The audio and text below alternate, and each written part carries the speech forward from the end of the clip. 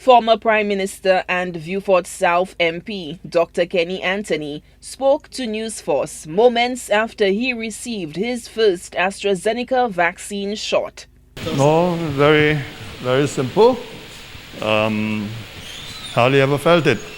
The five-term parliamentarian, who has represented the constituency of Beaufort South for 24 years and led the country from 1997 to 2006 and again in 2011 to 2016, detailed his motivation to take the vaccine.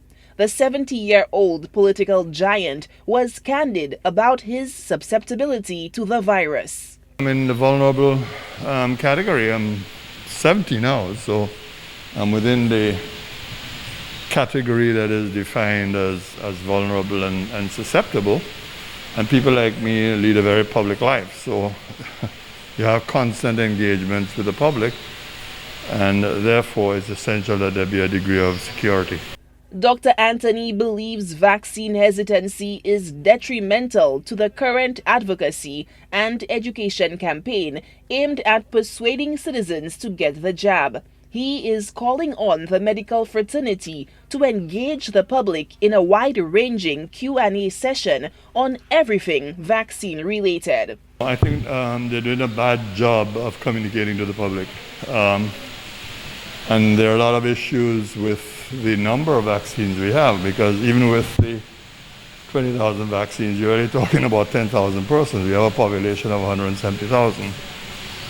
But I'm not aware of very serious discussion regarding the vaccines and dealing directly with the affairs of individuals. And I think it'll be very helpful to have more programs by medical personnel, not by politicians, because many of the politicians are really discredited over this. The ex-Prime Minister also weighed in on calls regarding an emphasis to be placed on vaccinating minibus operators.